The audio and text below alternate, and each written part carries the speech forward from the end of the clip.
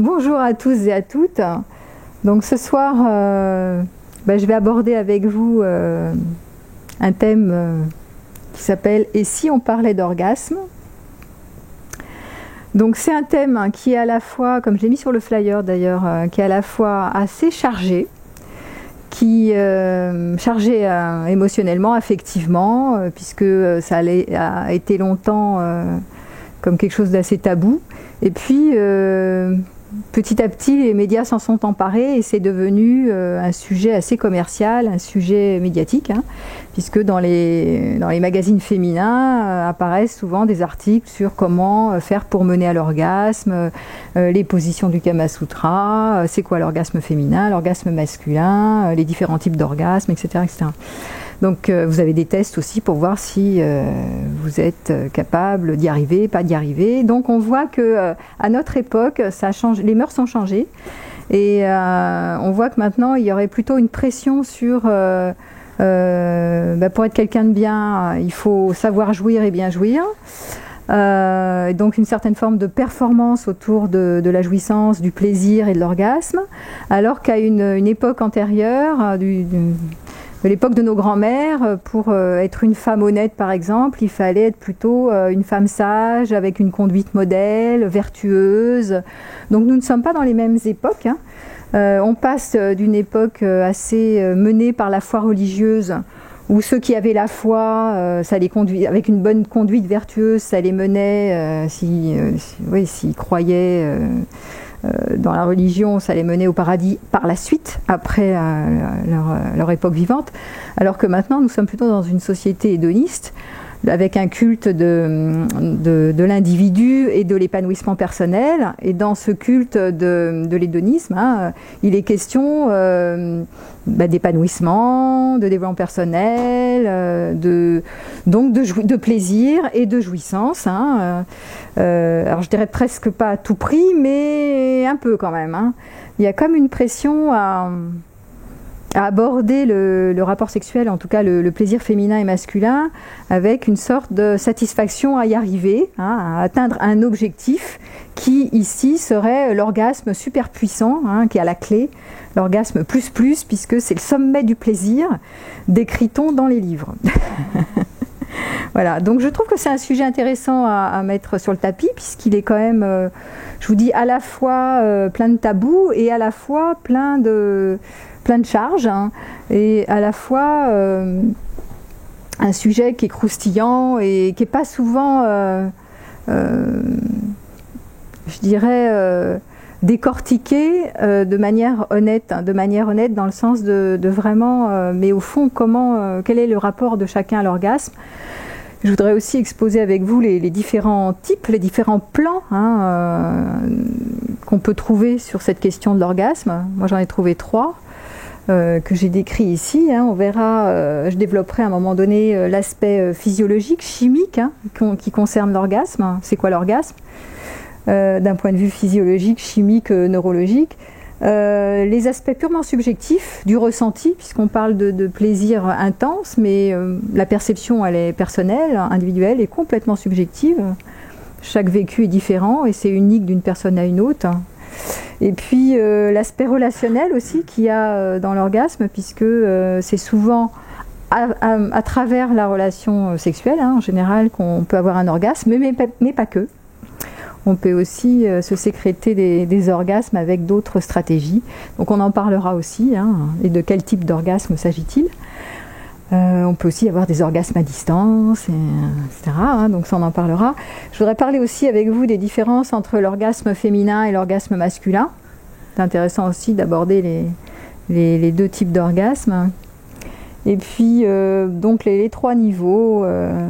Niveau plutôt donc génital, qu'est-ce qui se passe si c'est simplement mécanique, l'orgasme je dirais affectif, relationnel, qui serait un orgasme plus du cœur, et puis un orgasme qui serait plus spirituel. Et d'ailleurs, rien que pour en citer, vous avez des personnes qui étaient très éprises de Dieu, hein, notamment des femmes comme Sainte Thérèse d'Avila, Hildegard von Bingen, et puis d'autres nonnes qui étaient vraiment consacrées, qui ont consacré toute leur vie à Dieu, et donc qui comme ça avaient de réels orgasmes mystiques, hein, qui sont décrits aussi dans certains poèmes, dans certains textes qu'on va retrouver. Et donc c'est intéressant de voir aussi que voilà, il y a différents biais et manières, hein, d'aller à l'orgasme. Les plus connus aujourd'hui, les plus médiatisés, c'est l'orgasme sexuel, hein, évidemment, qui passe donc par la rencontre, je vous rappelle, entre deux partenaires, hein, une femme et un homme, mais pas que, hein, ça peut être deux hommes, ça peut être deux femmes, hein, donc voilà, mais en général qui se fait avec quelque chose de mécanique, hein, voilà, entre l'homme et la femme, entre deux personnes humaines. Alors cette course à l'orgasme, pourquoi est-ce que vous êtes interrogé là-dessus d'ailleurs, hein? Pourquoi est-ce qu'au jour d'aujourd'hui il y avait une telle course à l'orgasme? Eh bien pour moi il y a quelque chose de l'ordre de la course à l'objectif, parce qu'aujourd'hui quelqu'un va bien, en général quelqu'un réussit, hein, va bien dans le sens de je réussis ma vie, je me réalise, si et seulement si j'atteins des tas d'objectifs que je me fixe, qui sont des objectifs fréquentés par monsieur et madame tout le monde, des objectifs de réalisation, d'épanouissement. Voilà. Donc nous sommes dans une société en Occident, hein, je ne parle pas partout, où si on atteint des objectifs qui sont des objectifs de satisfaction, à l'idée que nous allons être heureux et que nous allons atteindre du bonheur si on a une famille, si on mène un couple romantique heureux, si on a des enfants qui se réalisent, si professionnellement on se réalise. Donc l'orgasme, ça fait partie du jeu, hein. L'orgasme, c'est la course à la satisfaction, mais là on est sur la sphère sexuelle. Voilà. Donc il faut réussir son orgasme.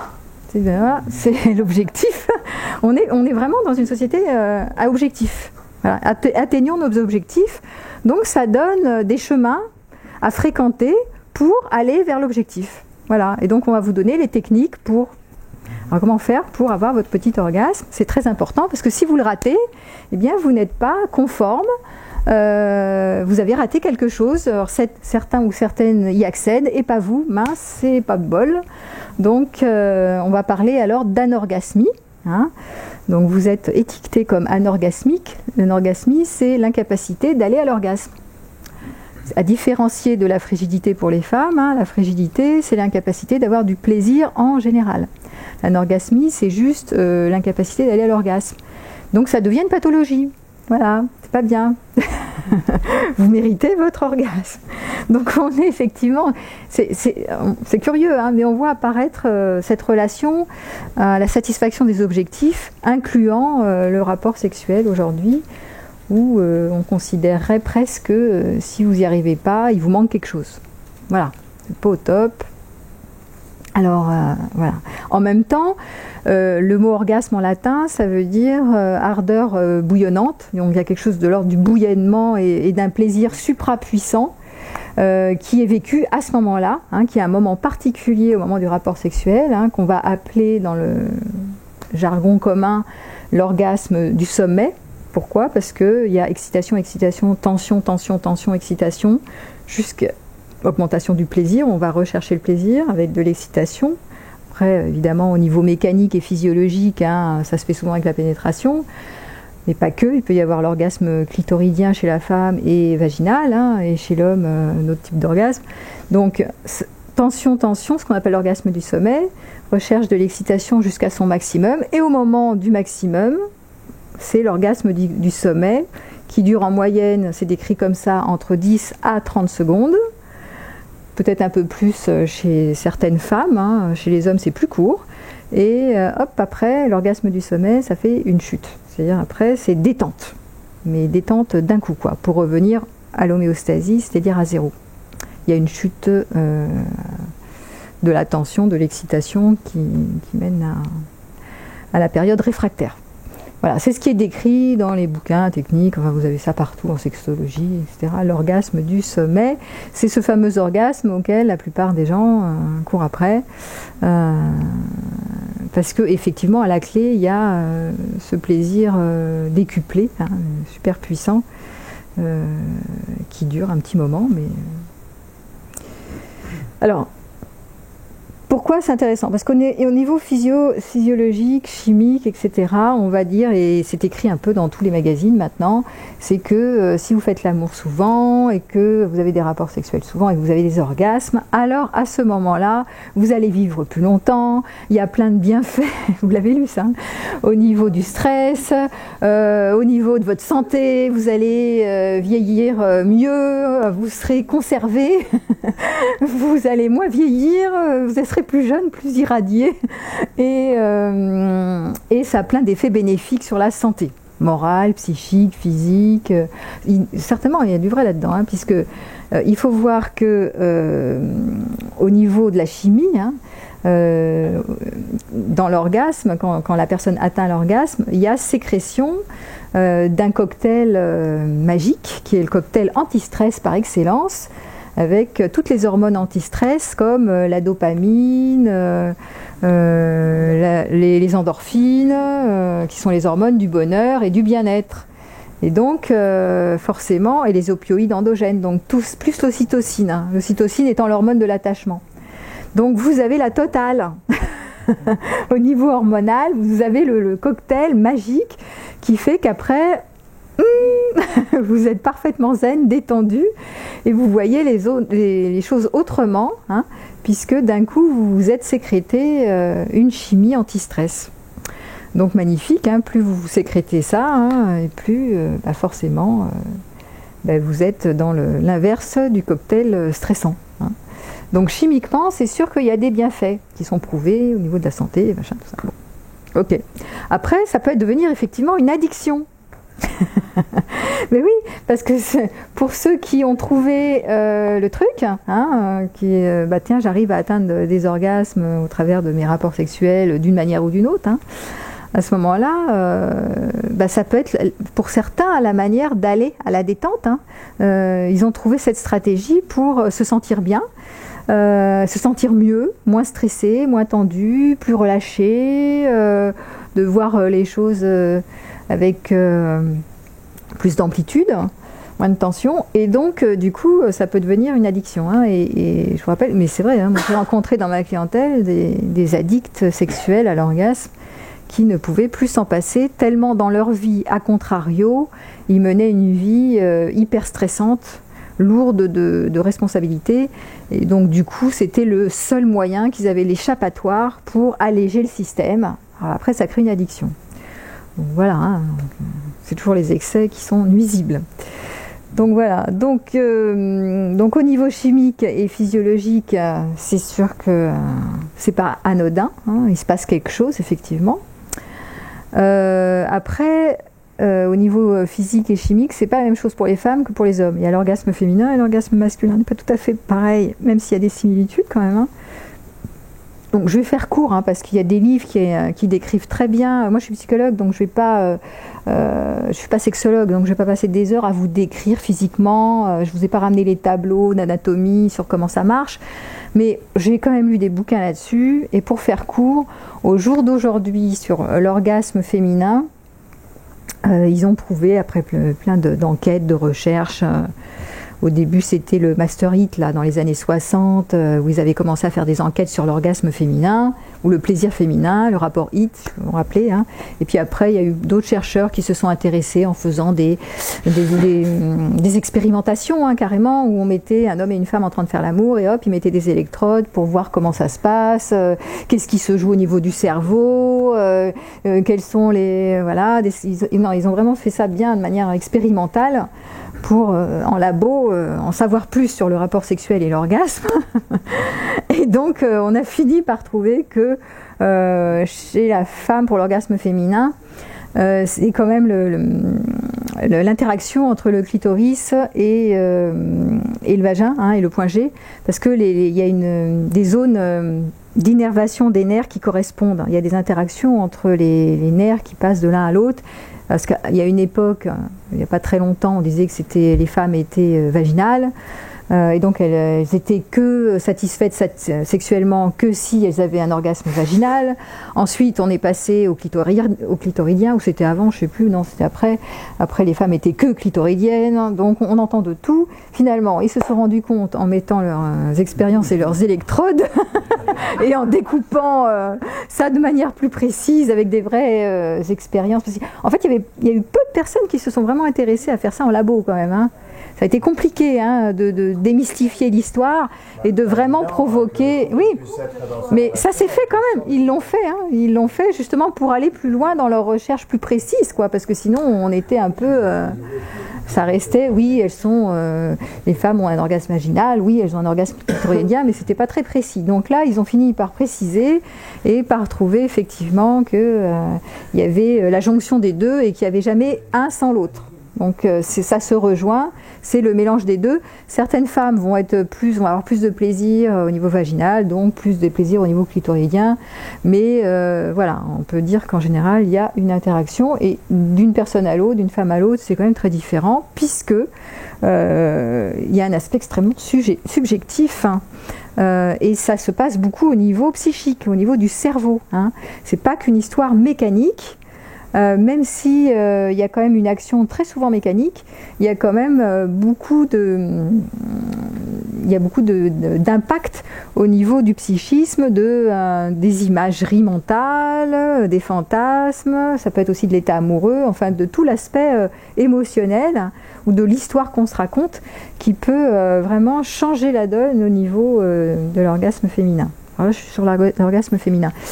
D'ailleurs, concernant l'orgasme féminin, en général, il est quand même plus émotionnel que pulsionnel, que instinctif, pur. Je dis pas pour toutes les femmes. Je parle des femmes qui ont une polarité féminine. Attention, parce que les femmes qui ont développé une polarité plus masculine vont être donc dans une sexualité qui ressemble plus aux hommes, donc plus pulsionnelle, instinctive, hein, moins émotionnelle, voilà, moins sentimentale, voilà, moins comme ça. Hein.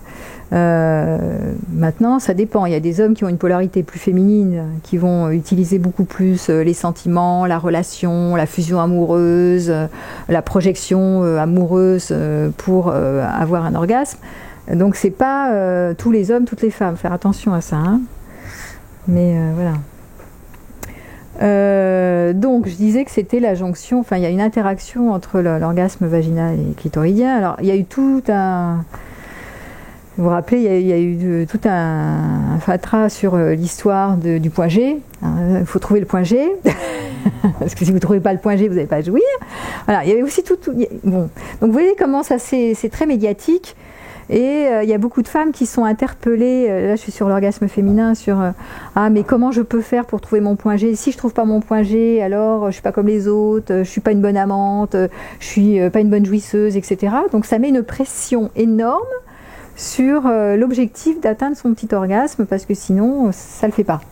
Et du coup, vous le savez, mais je vous le dis et je vous le redis, c'est souvent toutes les pathologies, toutes les personnes qui n'arrivent pas à se faire du bien, avec le rapport sexuel, la plupart du temps, c'est parce qu'elles se mettent la pression. Hein, plus on se met la pression dans un rythme, dans une idée de performance, d'être quelqu'un qui est performant, hein, soit il faut que j'atteigne mon orgasme, ou il faut que je donne à l'autre son orgasme, c'est la même chose, hein, en réciprocité. Plus il y a de la pression et de la performance, et plus justement il y a quelque chose qui ne peut pas jouer, puisque une des manières d'atteindre l'orgasme, c'est de lâcher prise, lâcher le contrôle. On dit aussi s'abandonner. C'est parce qu'on s'abandonne totalement que ça arrive. C'est pas parce qu'on force et qu'on cherche à aller vers quelque chose et on s'agrippe à l'objectif. C'est l'inverse justement. Donc il y a tout un aspect extrêmement contradictoire entre ce qui est proposé médiatiquement, qui est allez-y, vous avez tous le droit, vous méritez votre orgasme, et ce qui est prévu physiquement parlant, qui est que l'orgasme ne peut être atteint que si on lâche prise totalement. Donc vous voyez l'antinomie le paradoxe qu'il y a entre je me mets la pression et il faut que je l'aie, et l'inverse qui est je ne peux l'avoir que si je lâche. Bonjour à ceux et à celles qui sont arrivés après. Voilà. Ah bah, il y en a qui arrivent. Alors, tu te mets, Audrey, peut-être un peu en haut. Ça te va? Parce qu'il n'y a plus de place là.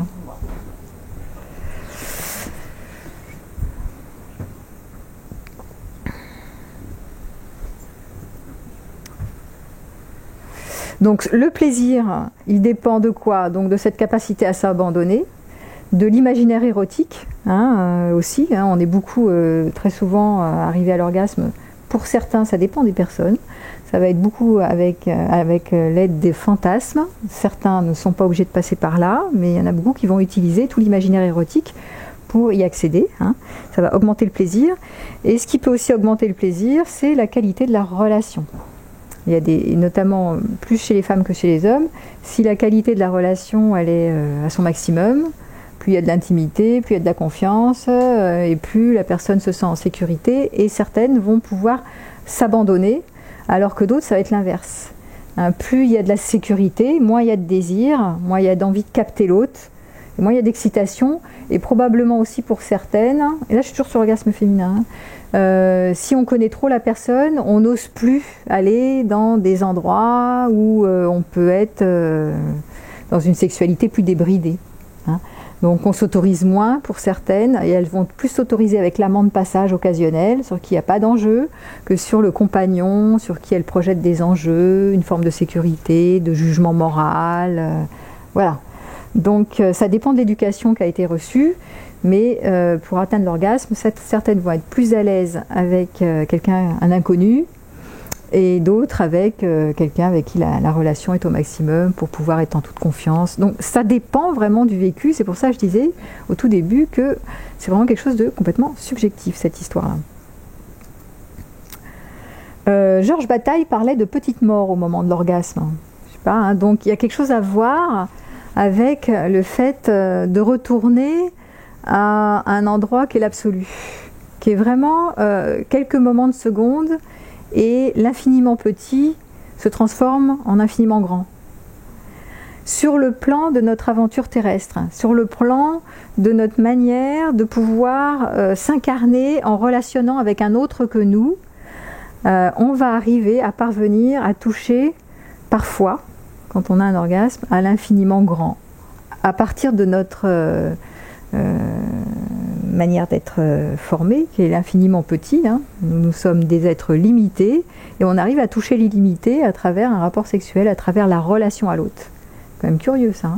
Donc c'est pour ça que Georges Bataille, entre autres, l'avait nommé la petite mort, qui est un moment, et certains sont accros à ce moment d'ailleurs, un moment où on peut toucher, pas tous, mais on peut toucher des zones d'amplitude, des états de conscience modifiés qui font que on se sent disparaître, on se sent plus exister, et on touche quelque chose du grand tout, de l'illimité, qui fait qu'on perd l'ego à ce moment-là. L'ego se dissout de lui-même.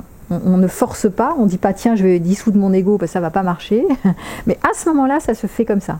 Ça peut se jouer comme ça. D'un coup l'objet disparaît. Même le sujet disparaît, vous ne savez plus qui vous êtes au fond, mais il n'y a plus que quelque chose d'une forme qui touche à l'infini. Voilà. On en reparlera de ça, c'est plutôt ce qu'on appelle la forme mystique, ou complète, totale de l'orgasme. Voilà. Mais on n'y accède pas systématiquement, et c'est ce qu'on appelle l'orgasme tantrique, qui est un orgasme plus ample, où on peut toucher l'infini, ou l'orgasme mystique. Alors j'étais sur l'orgasme féminin, je ne vais pas parler de l'orgasme masculin. L'orgasme masculin, alors très souvent, il est confondu avec l'éjaculation.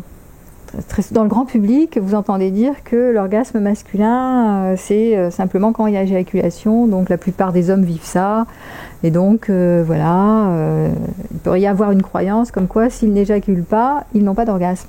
Donc ça c'est faux. Parce qu'en fait, il y a deux temps dans l'orgasme masculin. il y a le temps de l'éjaculation, et en général à T+1, il y a vraiment le vécu qui est presque le même que celui de la femme, même s'il dure moins longtemps, qui est le plaisir orgasmique. Mais c'est juste après. Ça aussi, c'est récent, hein, ces derniers travaux. Pas forcément besoin d'éjaculer. Alors, justement, ça c'est un type d'orgasme, hein, c'est l'orgasme avec éjaculation. Donc ça, c'est le fameux orgasme du sommet, je rappelle, hein, donc ça monte, ça monte, ça monte.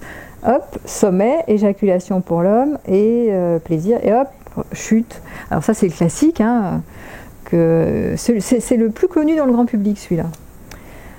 Et donc, en général, les clichés, c'est oui, puis après l'homme, voilà, il se retourne, il tourne son dos, ça c'est les clichés. Hein. Et il perd son énergie, en fait. Il s'endort parce qu'il y a effectivement chez l'homme, par rapport à la femme, une perte d'énergie, alors que la femme, elle se recharge d'énergie avec l'orgasme. C'est l'inverse. Elle prend. Et lui, il donne. S'il éjacule, hein, évidemment. Hein. S'il donne pas, s'il éjacule pas, ça va être justement l'intérêt de ne pas forcément avoir des orgasmes avec d'éjaculation, puisque lui, il perd de l'énergie. Donc, dans les techniques taoïstes, dans d'autres pratiques, hein, comme le Vajra Yoga, les pratiques tantriques taoïstes et de cet ordre-là, on va préconiser justement aux hommes de ne pas éjaculer à tout va, hein, de conserver leur éjaculation. D'abord parce que, pareil, ça les fera se conserver, ils iront moins vite. Et puis, par rapport au plaisir, ils peuvent se déclencher des orgasmes d'une autre forme, l'orgasme à sec, en apprenant certaines pratiques et en conservant, en n'éjaculant pas tout le temps, et puis combler plus leur partenaire, puisqu'ils peuvent passer beaucoup plus de temps sans éjaculer, à faire l'amour pendant des heures. Donc ça, c'est une autre manière de voir l'orgasme masculin, qui est moins connu, puisque le plus connu, c'est l'orgasme, voilà. Et puis l'orgasme du sommet et la chute qui mène à la détente, au relâchement, voire à l'envie de dormir, hein, puisque ça relâche complètement. Sur l'orgasme masculin aussi, donc il y a beaucoup de clichés qui ne sont pas forcément vrais, hein, d'ailleurs. Hein, c'est de dire oui. Donc l'homme, ok, il a son orgasme pendant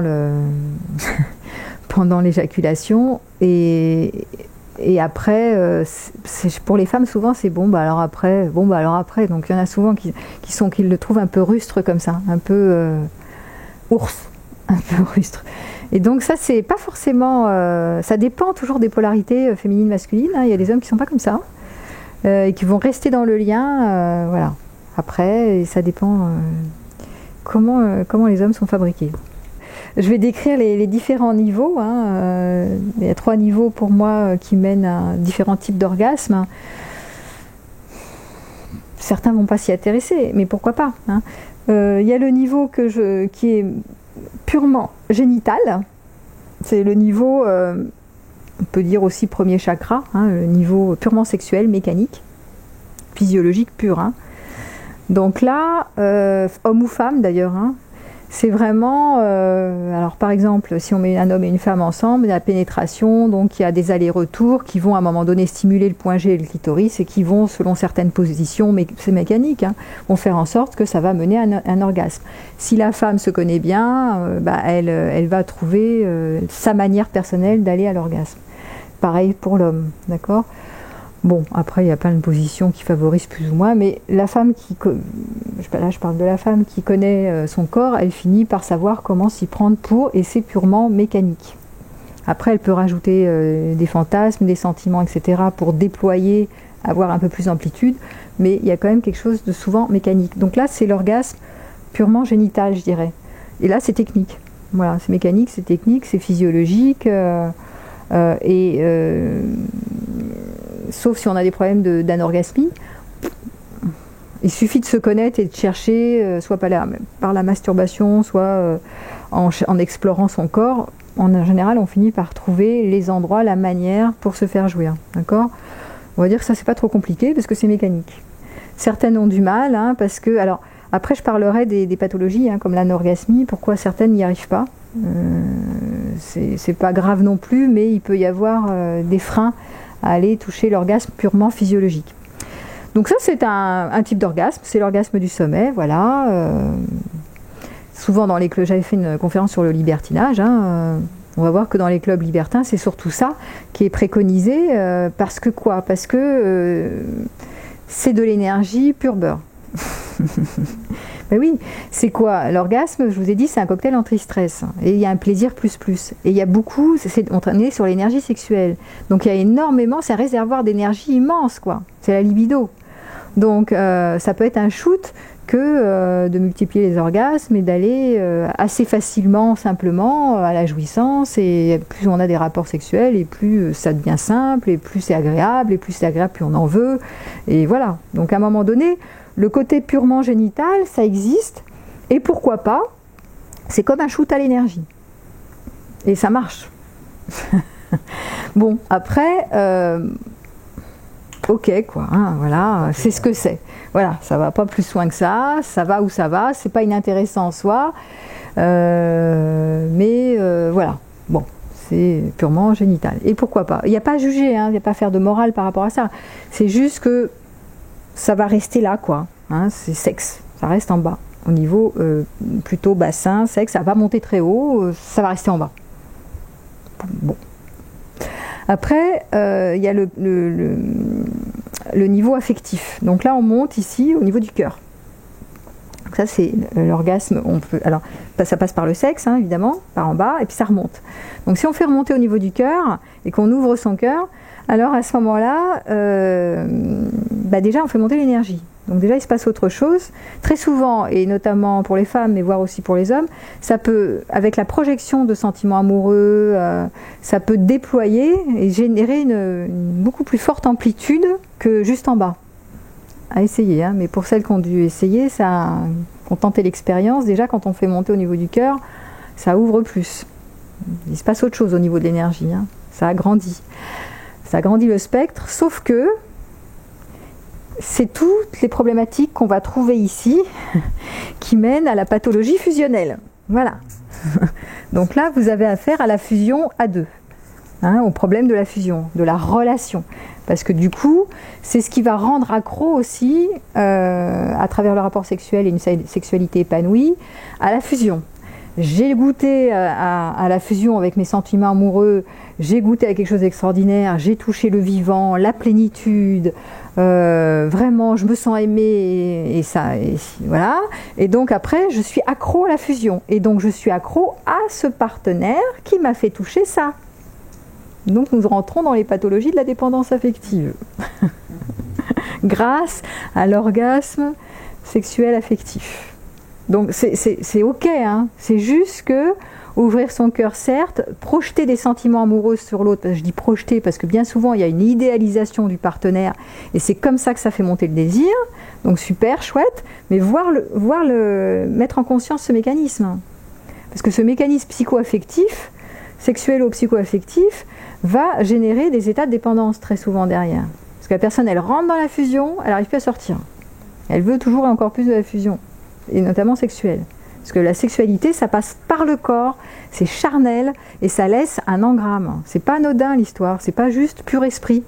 Donc ça laisse un engramme dans le corps. Et après, ça rend accro. Surtout si vous touchez l'orgasme avec ce cocktail antidépresseur. Donc après, vous voyez les papillons, vous voulez y retourner sans arrêt. Il y a une mémoire, hein, charnelle, physique. Hein.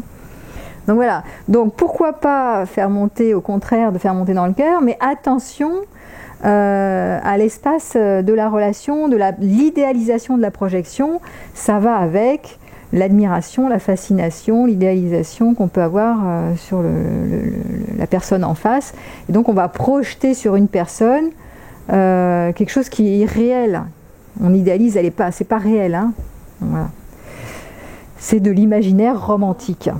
Et il y en a qui se shootent à l'état amoureux, donc voilà, pour arriver à l'orgasme, certains ou certaines, plutôt des femmes, hein, vont avoir besoin d'en passer par là, parce que sinon, ça marche pas, que mécanique, quoi, que en bas. Donc elles vont se shooter à cet imaginaire romantique, et après ça devient pathologique. Elles sont coincées là-dedans. Voilà. Embêtant, hein. Pour les hommes, on va dire que c'est en général, évidemment, c'est une généralisation, mais bon, il faut bien en faire, que c'est plus pulsionnel, instinctif que émotionnel. Donc on va dire que très souvent, comme on dit aussi, pas tous, que comme il y a le côté reproduction de l'espèce, donc ils vont avoir envie de mettre leur sperme un peu partout pour reproduire, pour féconder les femelles que nous sommes. Et donc du coup, ça pourrait être plus instinctif, donc plus avec l'envie de posséder, l'envie de féconder. Ça pourrait être plus en bas qu'en haut. C'est pour ça qu'on dit très souvent que c'est la femme qui a le cœur ouvert qui amène l'homme à avoir son cœur ouvert aussi en second. Parce que lui, il est plus dans le sexe au départ, et elle est plus dans le cœur au départ. C'est pas systématique, ça dépend des polarités féminines et masculines à l'intérieur de la personne. C'est pas tout le temps comme ça que ça se passe. Donc ça, c'est le deuxième, c'est tout l'aspect relationnel, affectif.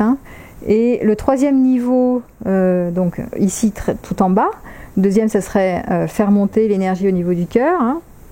Et l'énergie sexuelle, si on la fait monter plus haut, ça monte ici au niveau du troisième œil.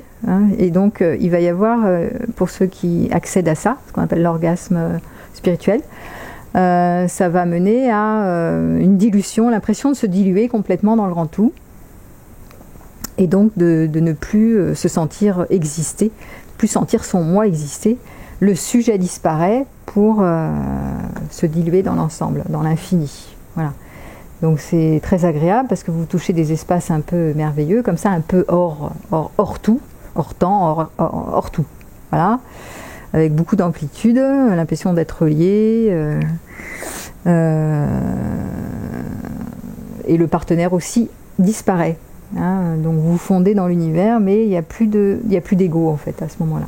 Et l'effet bénéfique de cet orgasme-là, qu'on appelle l'orgasme total, l'orgasme spirituel, c'est l'orgasme qui est avec les trois niveaux, génital, affectif et qui monte plus haut. Sexe, cœur, tête, ça monte. Les trois niveaux sont complets. Et à ce moment-là, il y a vraiment des bénéfices pour plusieurs jours. L'impression vraiment que pendant plusieurs jours, vous êtes complètement rempli, vous avez besoin de rien en fait, pour ceux qui l'ont vécu. Voilà, ce qu'on appelle l'orgasme tantrique de la vallée, par rapport à l'orgasme du sommet, qui est l'orgasme, je vous rappelle, connu, montée, excitation, détente, relâchement complet. Alors, comment arriver à ce type d'orgasme complet ? Ce sont des pratiques et des techniques, je vous rappelle, tantrique, taoïste, Vajra Yoga, sont des techniques, et donc ça s'apprend. Et notamment, on cherche ici, en tout cas pour l'homme et même pour la femme, à surfer entre des moments de tension et des moments de détente. Et pas aller jusqu'en haut, et à continuer l'excitation croissante, parce qu'on sait que l'orgasme du sommet, une fois qu'on l'a, il va y avoir ça, la rechute. Donc on cherche plutôt tension, et puis on détend tout de suite. On va pas trop loin dans la tension. Tension, détente, tension, détente, tension, détente. C'est un orgasme dit méditatif où on ne va pas chercher à courir derrière un orgasme. On cherche à courir derrière rien. On cherche juste un peu d'excitation et on relâche. Un peu d'excitation, on relâche. C'est pour ça que les hommes, dans ces pratiques-là, ont intérêt à retenir leur éjaculation pour sentir que surfer sur la vague et sentir que ça diminue, ça se détend. Pas courir après, satisfaire la femme ou chercher à... En tout cas, il faut qu'ils maintiennent leur éjaculation, très souvent. Voilà. Donc tension, détente, tension, détente, tension, détente, ceci pendant très longtemps, parce qu'il faut que ça dure longtemps, sinon, souvent, ça mène pas à grand-chose. On n'est pas dans une course à l'objectif, ici c'est l'inverse, on cherche à aller nulle part, et à partir de ce moment-là, il peut se passer quelque chose qui peut s'ouvrir ou pas, parce qu'on arrête de chercher quelque chose. Et c'est parce qu'on cherche rien que ça lâche complètement prise. Dès que vous cherchez quelque chose, que vous forcez quelque chose, ça ne peut pas mener à quelque chose de plus ample. Ça ne peut pas mener à un orgasme complet, puisque vous cherchez à aller quelque part. C'est antinomique avec le fait de s'abandonner totalement. Et c'est compliqué parce que l'habitude est prise avec notre éducation de chercher à réaliser des objectifs. La culture fait qu'aujourd'hui, dans notre société, on cherche à atteindre des objectifs. Donc ici, souvent, même les jeunes filles, hein, on leur a tellement parlé d'orgasme qu'elles se mettent en tête que ce qui est bien, c'est d'arriver à jouir, quoi. Donc, et si je jouis pas, je suis pas normale. Donc du coup, il y a cette éducation de soit je dois arriver à jouir, soit je dois arriver à faire jouir mon partenaire. C'est la même chose. Ah, voilà. À savoir un postulat aussi que je donne toujours à mes patients qui viennent me voir, c'est que chaque personne au sein du couple est responsable de se faire jouir. Ça, c'est vraiment important de le savoir. Je ne suis absolument pas responsable de la jouissance de mon partenaire. Donc il y a une croyance qui serait que je dois contenter l'autre. Et je suis capable de le contenter si je suis un bon amant ou une bonne amante. Si je sais faire, alors à ce moment-là, je peux être capable de. Non, bon, ça c'est un postulat erroné. Il faut voir que chacun est responsable de son propre plaisir en utilisant l'autre pour aller à son plaisir, voilà, et trouver son plaisir. Et ne pas donner à l'autre le pouvoir de nous satisfaire, c'est drôlement important. Parce que de nouveau, vous rentrez dans la dépendance. Et la croyance que c'est grâce à l'autre que vous avez pu avoir du plaisir, alors qu'en fait, non, c'est grâce à vous parce que vous avez utilisé l'homme ou la femme de cette manière-là. Et pourquoi pas partir du principe qu'on s'utilise les uns les autres, de manière tout à fait honnête, hein. Très bien, hein, pour remplir des besoins affectifs, des besoins érotiques, des besoins de sensualité et des besoins de sexualité. Pourquoi pas? Je vois pas où est le problème si on n'en fait pas un problème. Voilà. Je vais vous laisser intentiner la parole avant que je développe encore d'autres choses. Parce que comme c'est une conférence débat, ça m'intéresserait d'avoir vos questions, vos commentaires sur le sujet de l'orgasme.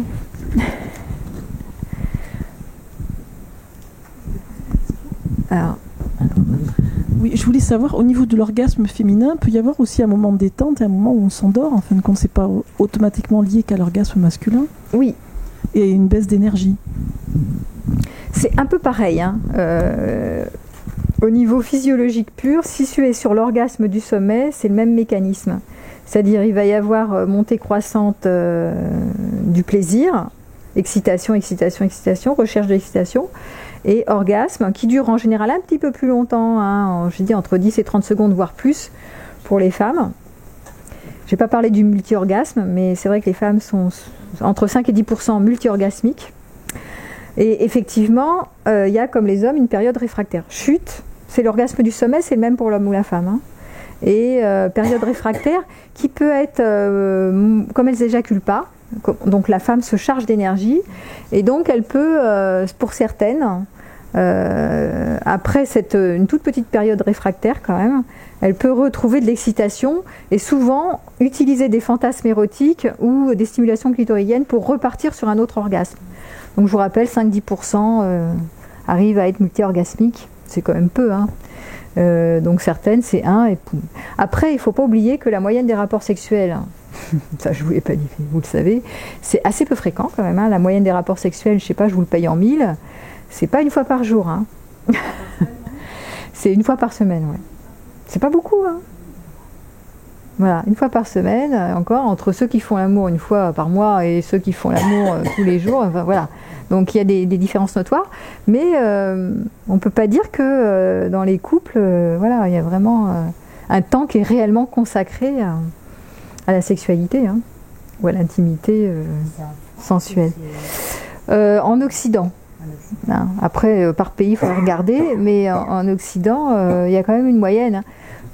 Je pense que la question, elle est aussi sur le fait d'être très affairé sur le plan de la relation professionnelle, de la famille, donc il y a toute une période, voilà. Et en même temps, c'est comme si, c'est marrant parce que ça taraude beaucoup les personnes, la sexualité, c'est un sujet qui est très chargé, hein, tout le monde s'y intéresse, qui ne s'intéresse pas à la sexualité, à l'orgasme, etc. Et en même temps, on ne s'y consacre pas au niveau du temps, c'est quand même curieux. On pourrait dire, voilà, on y passe beaucoup de temps parce que c'est très important. Et donc, comme on passe du temps au niveau du boulot, on passe du temps à faire l'amour. Alors que le secret, il est là. Il y a du temps. Attends. Alors que le secret, il est là, en fait. S'il y a du temps, oui. Si on prend le temps d'être en relation et de s'accorder et de s'harmoniser. Et C'est quand sûr. on n'est pas là à regarder la montre, ça change tout, quoi. C'est pas le même type d'orgasme, c'est sûr. Tu n'auras pas le même effet si tu es sur un orgasme court du sommet que parce que tu as 10 minutes et que tu es dans un train ou je sais pas où, dans un avion.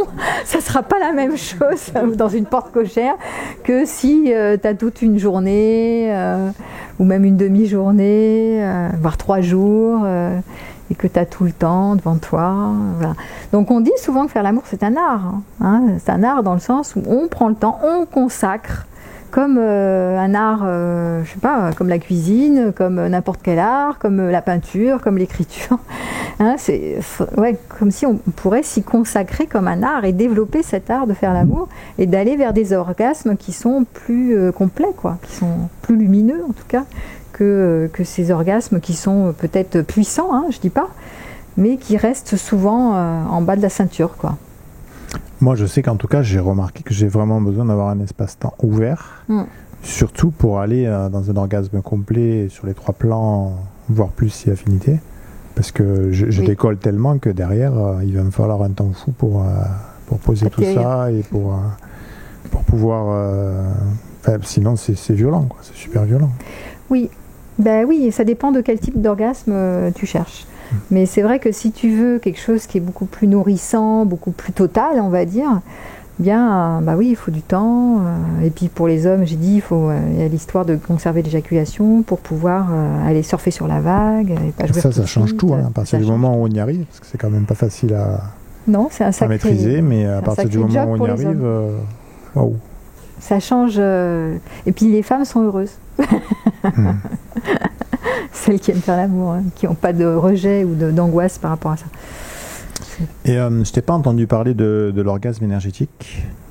Eh ben oui, si, c'est celui-là, l'orgasme énergétique, c'est celui qui aligne sexe, cœur, tête. Donc on est vraiment sur l'énergie. Ah oui, alors l'orgasme énergétique, il peut se faire sans... L'orgasme énergétique peut se faire sans pénétration. Sans aussi, génital, hein. Ouais. Sans génital, hein. Ouais. Donc c'est un entraînement, alors c'est chez les tantrikas, on connaît, hein, parce qu'on pratique d'abord et avant tout l'orgasme énergétique sans passer par la pénétration, et ensuite vous faites ce que vous voulez, vous pouvez en passer par la pénétration, mais effectivement on travaille que sur l'énergie sexuelle, pour pouvoir apprendre à laisser ça se déployer, donc à travailler sur... faire monter l'énergie dans les chakras, d'abord en bas, puis ouvrir le cœur, puis laisser monter au 3e œil, pour aller vers ces extases mystiques, que d'ailleurs les vrais mystiques, femmes et hommes, hein, arrivent à trouver. Hein. Je vous citerai un bout du Cantique des Cantiques tout à l'heure, c'est juste magnifique, et on est vraiment... c'est pas un homme avec une femme, hein, c'est une histoire d'amour avec Dieu. Hein.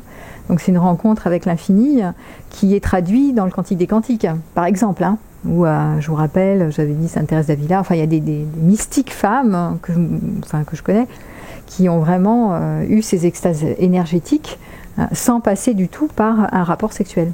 Donc ça, c'est aussi intéressant, hein, c'est de voir que l'orgasme est vraiment énergétique et subjectif. Et on n'a pas systématiquement besoin d'en passer par un rapport sexuel pour y avoir accès.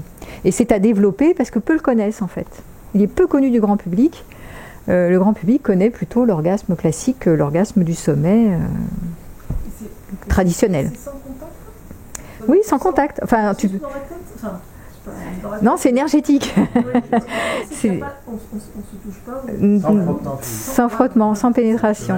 Tu peux être dans le regard, tu peux être habillé, c'est pas se passer par le regard. Voilà, donc c'est des entraînements, hein, et on apprend à faire monter l'énergie. Voilà. Mais il y a ouvrir, quoi. Mais du coup, tu peux pas dire les mêmes sensations. Non. C'est des sensations. Après, comme c'est subjectif, chacun va vivre son voyage. Hein. Pas dire, c'est pas une généralité, mais il y a quelque chose de plus ample, d'amplitude. Ici, la porte, c'est la porte mystique, hein, c'est d'aller toucher ces moments d'éveil où ton état de conscience est complètement modifié. C'est-à-dire que l'ego disparaît. Donc il y a un endroit où tu te fonds dans la béatitude. Pour moi, quand tu as goûté à ça, après, si tu as Attends, prends le micro, base, là. C'est de la gymnastique, quoi. C'est de l'aérobic, c'est pas... Prends le micro. Oui.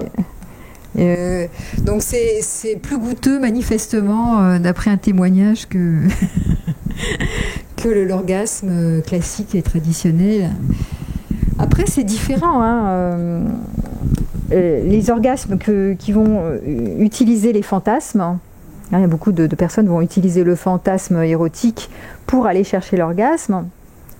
Bon, moi je ne juge pas, hein, il n'y a rien de négatif ni de positif, c'est une manière d'y accéder, mais on est ici de nouveau dans une course à l'orgasme, qui évidemment est complètement différent et voire inversé de l'orgasme dit tantrique ou énergétique, où on arrête de chercher l'orgasme et on arrête de chercher les fantasmes. On n'utilise pas du tout les fantasmes, c'est que l'énergie.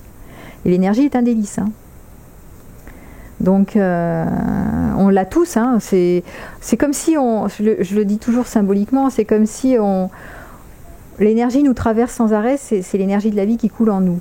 Et puis on va chercher, on ne sent pas toujours ce courant. Hein. On ne sent pas le courant, c'est trop tiède, trop fade.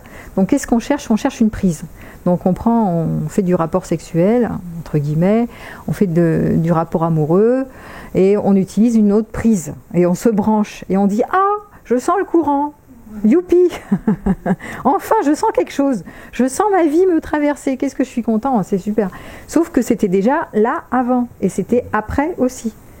Mais on a besoin de brancher le circuit, parce que là on croit qu'on sent là on sent quelque chose. Mais c'est pas qu'avant ça n'existait pas, c'est qu'on ne sentait pas avant. C'est ça le problème de la fusion, etc. Mais en fait, on peut s'en passer. Oui, alors attends. Il y a de la chimie, tu disais qu'il y a de la chimie entre les deux. Je dis l'alchimie. L'alchimie qui décuple tout, oui. Quoi, et qui fait que... C'est sûr. 1 plus 1 égale 10, quoi. Voilà. Et encore que pour les anciens tantrikas qui pratiquaient justement la recherche de cette expérience mystique à travers le rapport sexuel, sciemment ils utilisaient des personnes qui ne s'accommodaient pas ensemble, qui a priori n'avaient pas de sympathie. Mais oui, c'était pour justement dépasser l'idée qu'il y a des personnes qui matchent et d'autres qui ne matchent pas. Parce que ce qu'on connaît habituellement, c'est qu'il y a des vibrations communes, c'est assez mystérieux, on ne sait pas pourquoi, il y en a 2 qui passent par là, et hop, les névroses sont complémentaires, et hop, la chimie fait que, hop, ça s'emboîte, ça fait crink, comme diraient certains. Et des fois, ça fait crack. Et après, c'est... Voilà. Mais quelque part, c'est intéressant de voir qu'on peut dépasser ce truc-là, et que simplement...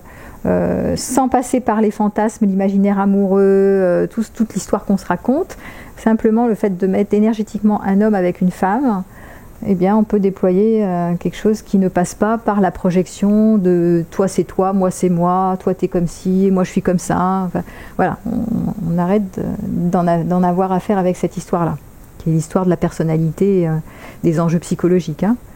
Donc c'est purement énergétique là, tu vois. Donc c'est ce qu'ils cherchaient à faire à une période dans l'Antiquité, à dépasser ces enjeux-là. Alors ça c'est l'orgasme purement énergétique. Alors je dis pas qu'il faut tous aller vers ça, mais sachez que ça existe, parce que c'est peu connu du grand public.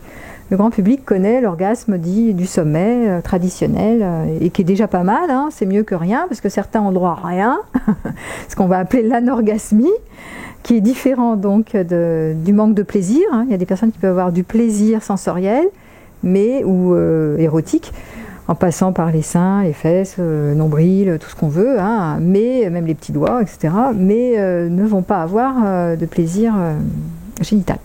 Donc ça existe. C'est ce qu'on appelle aujourd'hui la pathologie. Moi je trouve ça grave, hein, parce que franchement, c'est pathologique de dire que c'est pathologique. Mais en sexologie, on va vous dire que c'est pathologique. Voilà. Alors, donc les causes, puisque je suis sur l'anorgasmie, ça peut être l'éducation qui dévalorise la sexualité. Hein. On peut vous faire une éducation des bonnes sœurs en vous disant c'est pas bien, c'est mal. Il y a souvent chez certaines personnes qui ont été éduquées de cette manière-là, le couplage entre la sexualité c'est sale et c'est honteux. C'est mal, c'est sale. La masturbation, c'est sale. La sexualité, c'est sale, c'est honteux. Donc, c'est chargé déjà avec la morale.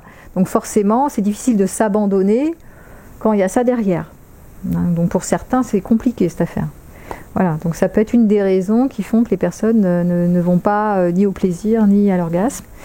Il peut y avoir la brutalité du partenaire. Hein. C'est sûr que selon les partenaires avec qui vous avez affaire, il y en a qui ne sont pas très délicats. Comme ça s'apprend et ça se développe, c'est quand même un art de faire l'amour. Donc il y en a qui sont plus ou moins doués, ou doués dans le sens d'avoir appris à faire, quoi. Hein, c'est un apprentissage, quoi. C'est comme, ça s'apprend, ça se développe. Donc il y en a qui sont plus ou moins doués, délicats. Voilà. Il peut y avoir des histoires d'abus dans le passé. Donc si effectivement il y a eu des abus hommes ou femmes, hein, d'ailleurs, c'est beaucoup plus compliqué d'avoir accès facilement et simplement à la sexualité déjà. Parce qu'il peut y avoir de réactiver la peur de la brutalité, de la violence. Donc là, c'est même pas psychologique, hein, ça va mener souvent à du vaginisme, hein, chez les femmes. Donc du coup, ça sert parce qu'il y a une mémoire de brutalité, donc du coup, forcément, ça laisse plus rentrer grand-chose.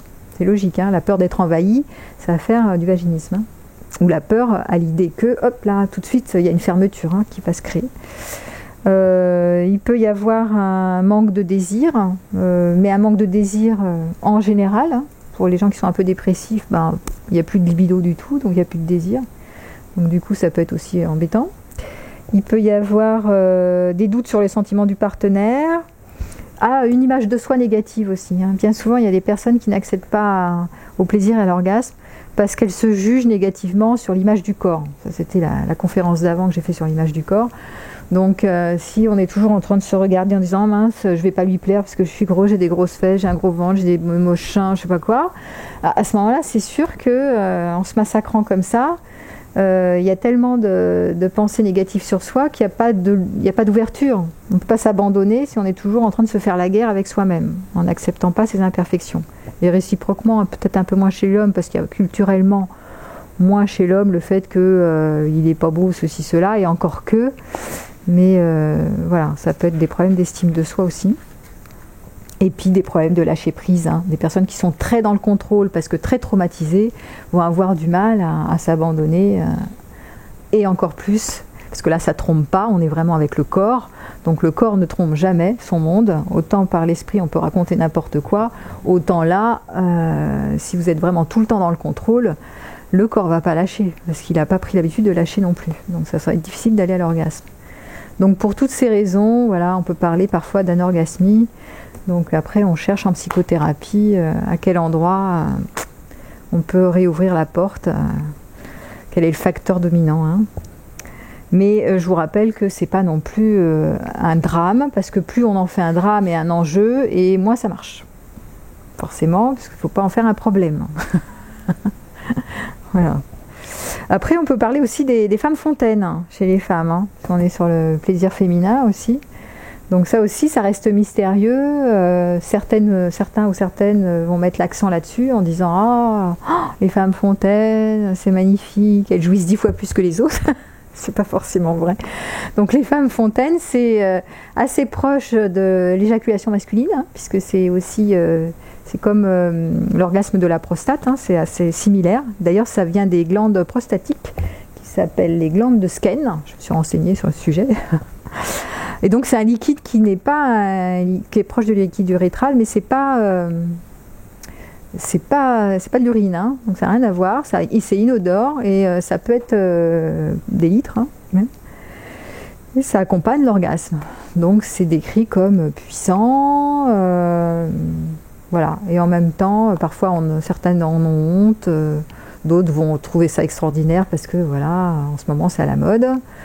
Donc il y a des cours sur les femmes, comment faire être une femme fontaine. Non, je vous dis, hein, il y a des modes comme ça. Nous sommes dans une période, la jouissance, l'orgasme, le plaisir, la femme fontaine, voilà. Bon, c'est ni bien ni mal, c'est physiologique aussi, là on est au niveau génital, hein. Quand la femme s'ouvre beaucoup, il peut y avoir par des contractions vaginales, à un moment donné ça peut donner naissance à ces femmes fontaines. Voilà, magnifique, hein, si elles ne se jugent pas négativement, très bien. Tant mieux. Et puis pour celles qui ne l'ont pas, c'est pas dramatique non plus, c'est pas la panacée. Je trouve qu'il y a beaucoup de jugements sur il faudrait aller là et pas là. Et ça, pour moi, c'est hyper anxiogène. De dire si vous n'avez pas votre orgasme comme celle-ci, alors celle-là c'est la barre haute, voilà, alors vous êtes en dessous. Voilà.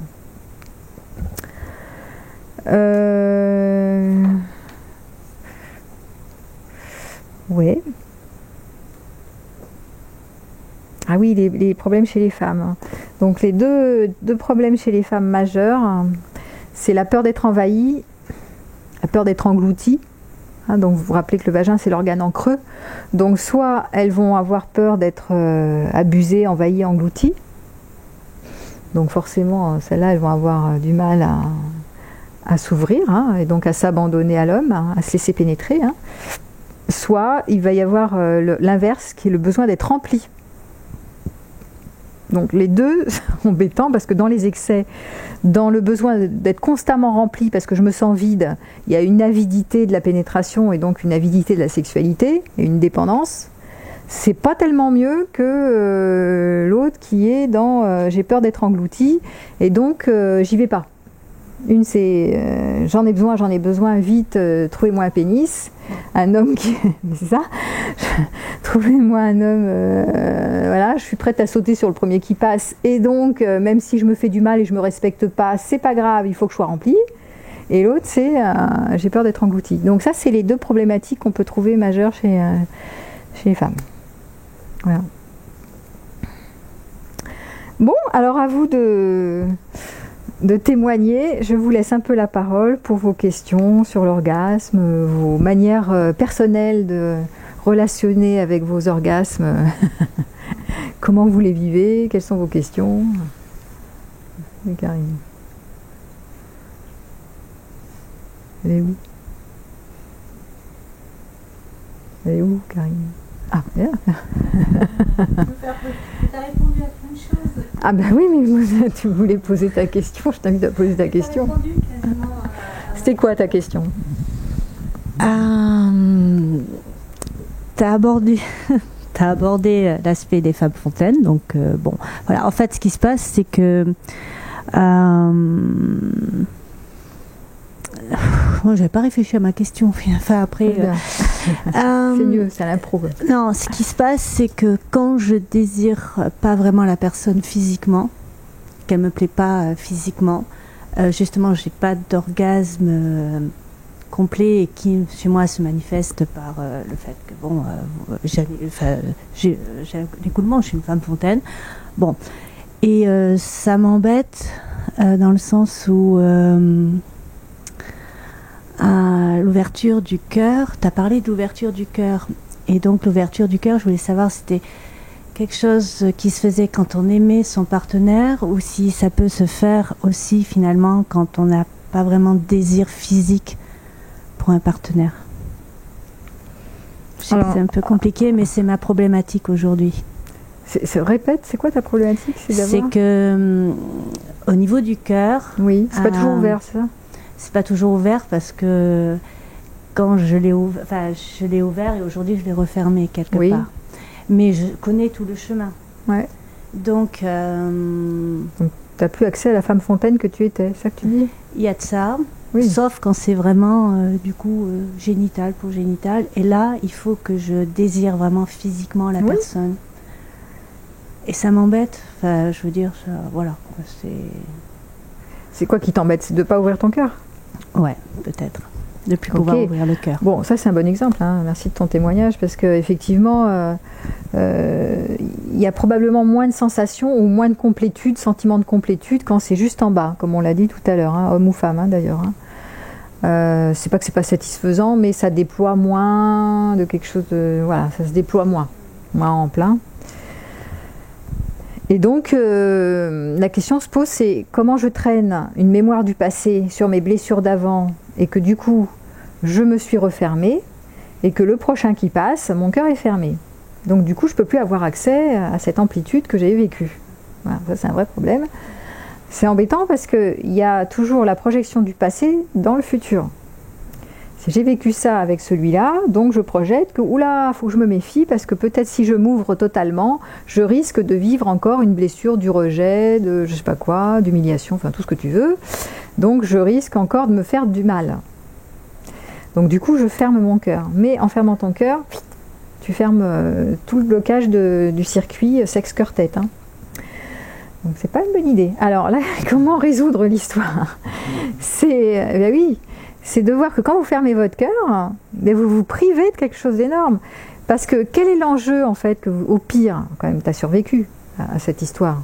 Tu as pris quelques bleus. Hein. Voilà, quelques bobos, j'ai souffert.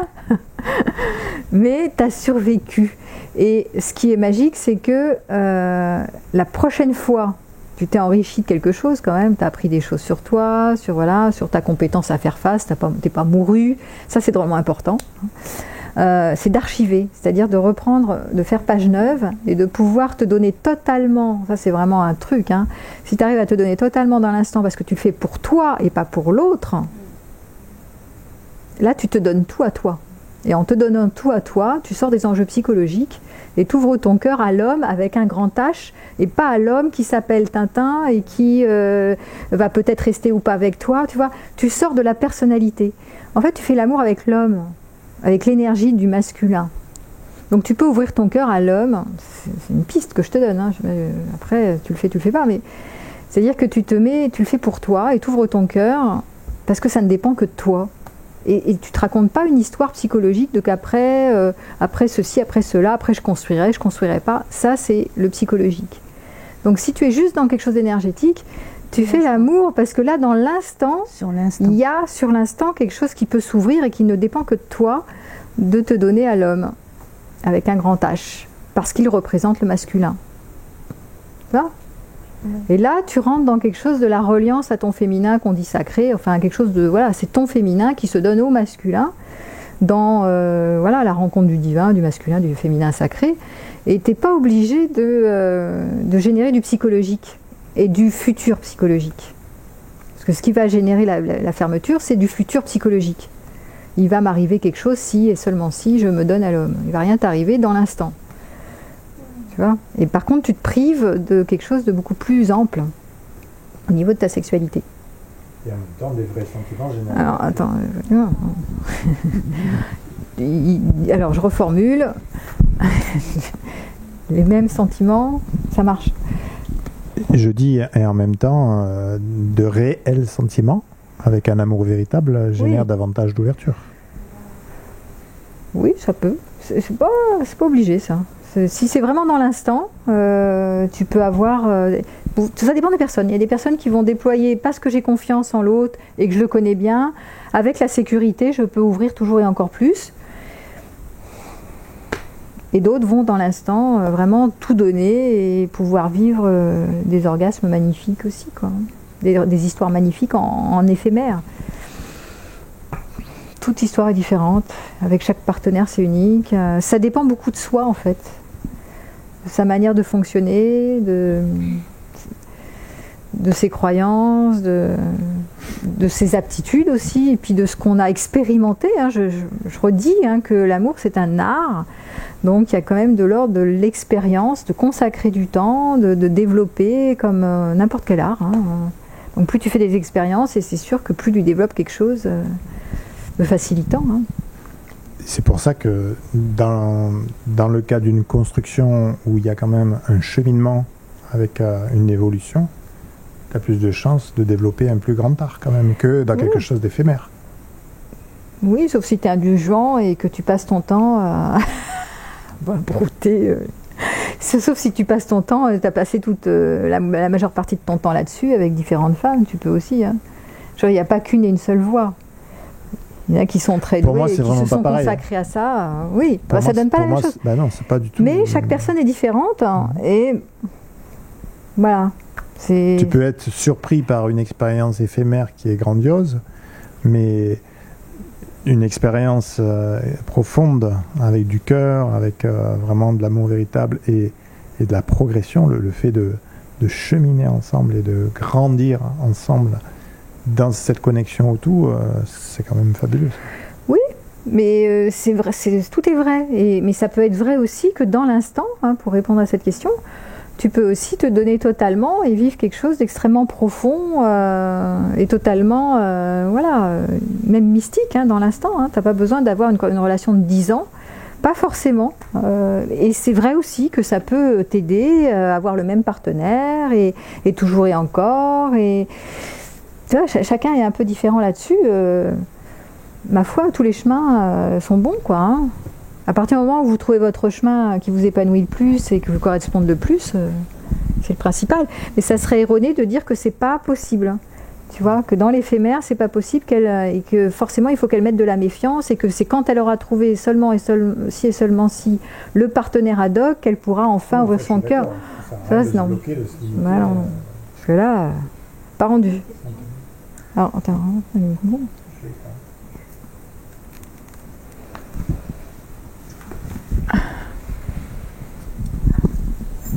C'est comment faire abstraction du corps, parce que dans le sens où bon, avec l'âge, petit à petit, on est confronté à rencontrer des hommes qui nous plaisent pas forcément physiquement, et petit à petit passer au-dessus de l'aspect physique de l'homme qui nous attire moins physiquement. Tu vis ça, toi? Je sais pas, je vis ça, donc je sais pas. Qu'est-ce que tu as? Ouais.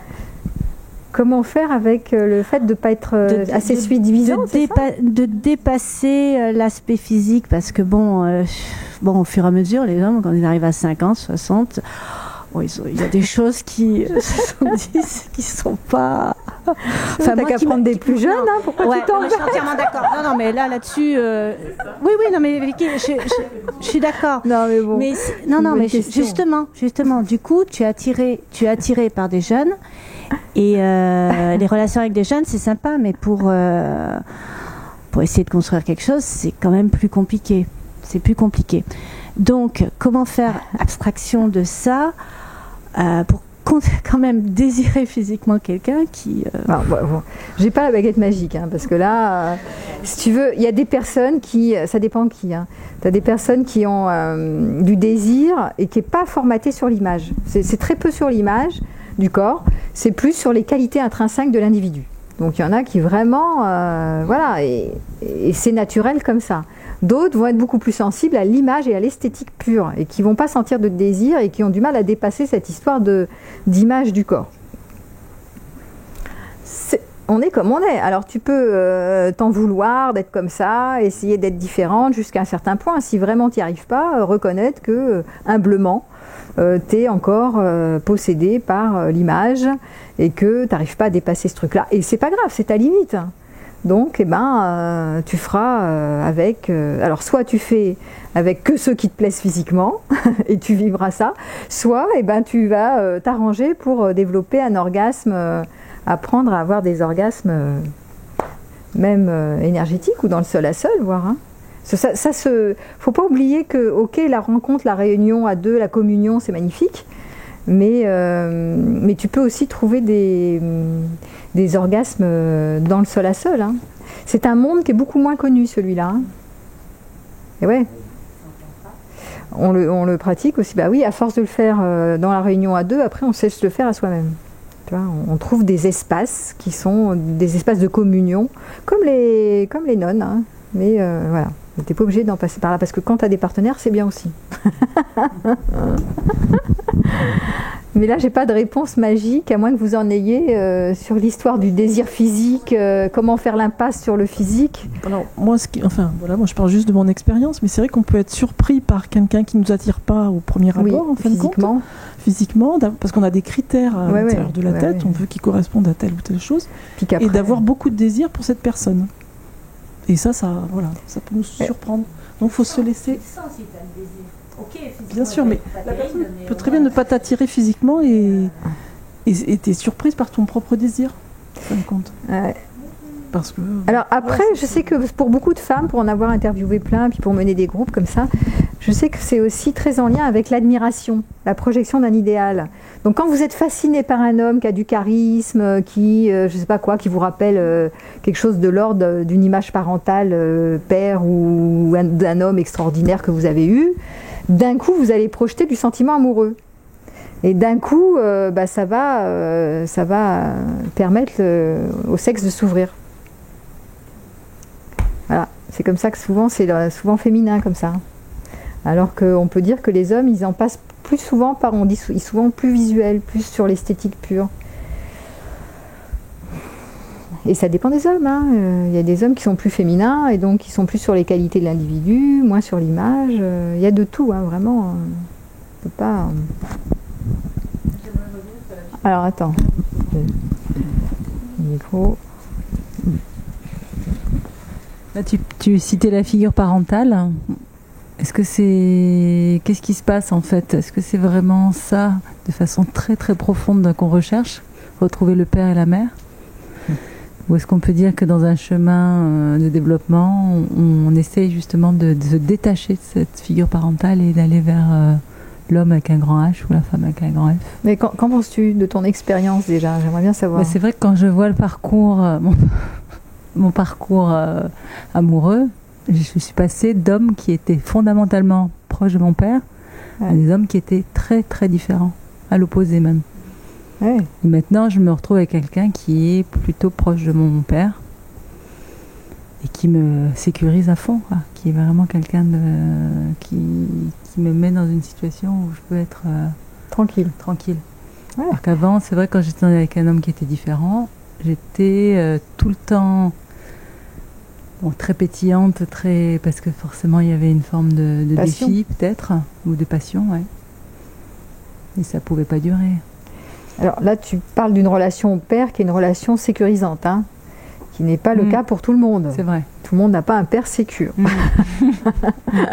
Donc, selon les histoires de base, vous aurez soit une fascination ou au contraire une révolte, ou une image très négative de l'homme via un père défectueux. Donc ça va dépendre de ta première image paternelle.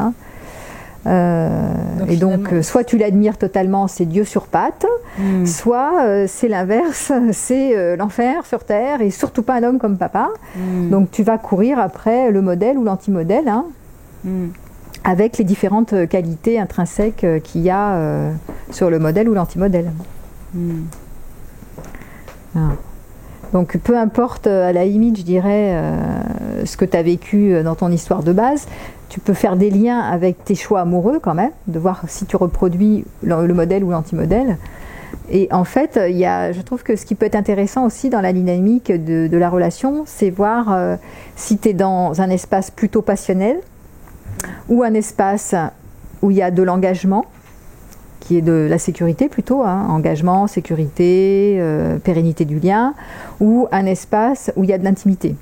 Donc les trois volets, l'intimité c'est bas les masques. Je suis vraiment moi-même, authentique, etc.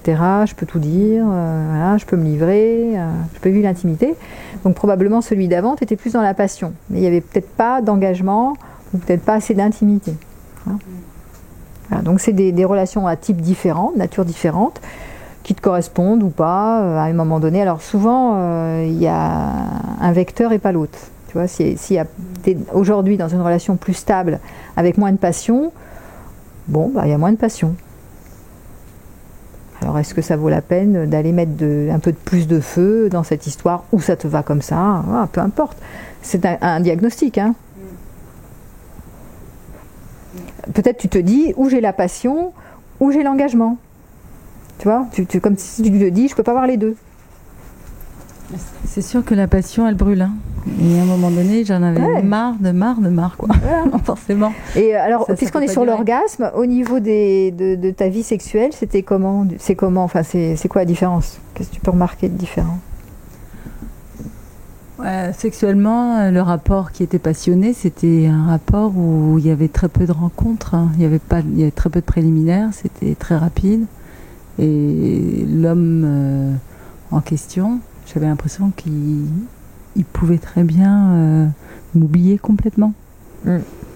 Et même je me demande si, d'un point de vue subjectif, il n'était pas tout le temps en train de se faire des super orgasmes, tout seul presque, en disant, il disait des paroles presque incompréhensibles pendant son orgasme, comme s'il faisait une espèce de...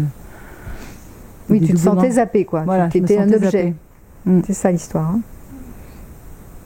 Ok. D'ailleurs, c'est pour ça, je pense que j'ai rompu. C'est moi qui ai rompu. Au bout d'un moment, je me disais, mais il n'y a pas besoin de moi. Je ne suis qu'un objet parmi tant d'autres. Oui, bon, ça a été une période d'expérimentation comme ça, où tu as trouvé les limites de ça. Non, très bien.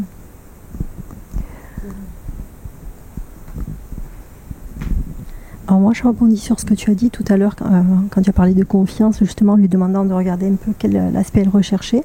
Moi, j'ai une histoire depuis 5 mois avec quelqu'un, une belle histoire où il y a vraiment des sentiments amoureux, où je suis en totale confiance avec lui, où je me libère sexuellement en parole, où je parle très librement de sexe, de ce que j'ai envie, où physiquement je me lâche, je suis beaucoup plus féminine. J'ai une forte libido et beaucoup d'envie de faire l'amour avec lui, les caresses, tout se passe bien, mais je n'arrive pas à l'orgasme en fait. Et avant, avec d'autres partenaires, tu l'avais? Oui. Alors, j'ai pas eu 50 000 partenaires non plus, mais oui, et là, c'est quelque chose maintenant qui me frustre en fait. Ouais. Donc, à ton avis, qu'est-ce qui fait que?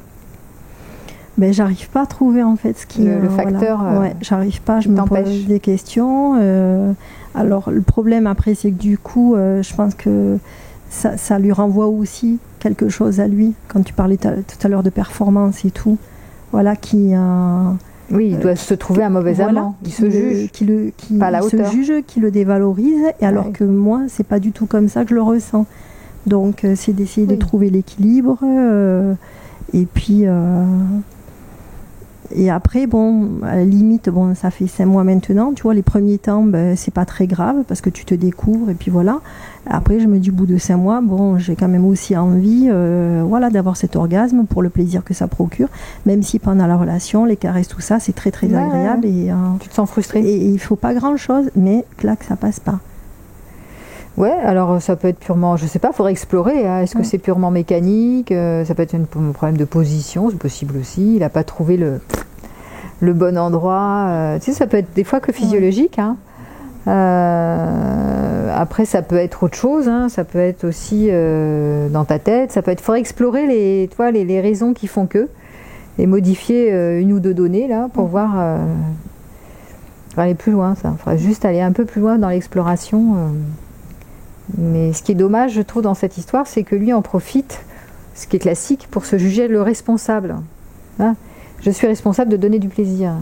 Et donc je suis égale, je suis un mauvais amant. Je sais pas faire, tu vois. Tout à fait. Alors que là, il te donne pas la responsabilité totale de prendre ça en main. Tu vois. Peut-être que c'est toi qui sais pas faire avec lui, qui n'a pas trouvé le truc. Mais si tu regardes bien, en fait, finalement, tous les deux, on arrive à culpabiliser chacun de notre côté. Ouais. Et donc, il ne faut pas que ça dure parce qu'il faut qu'on... Oui, vous êtes bloqué là, dans un truc qui est bloqué, qui s'entretient.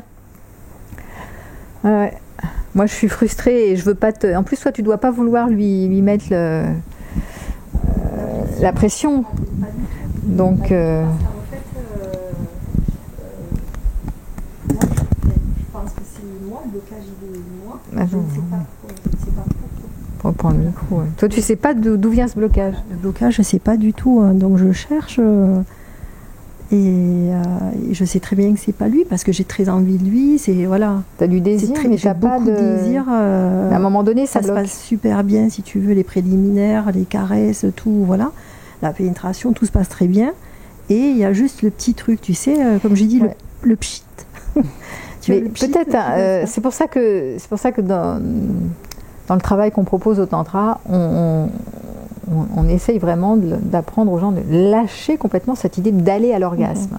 C'est parce que probablement, à un moment donné, tu peux lâcher cette histoire de « je veux mon orgasme », tu veux plus rien en fait, que peut-être ça peut s'ouvrir, il peut y avoir une porte qui s'ouvre en faisant l'amour longtemps. Tu vois, mais ici, tu as une mémoire d'en avoir connu et donc tu as envie d'y retourner. C'est normal, hein, puisqu'en plus, c'est à la mode. T'as pas ton orgasme, maintenant t'es out, t'es has-been, tu vois.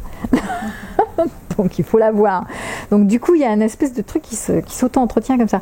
Peut-être que si tu lâches complètement cette idée d'en avoir un, peut-être qu'il y a quelque chose qui peut se découvrir.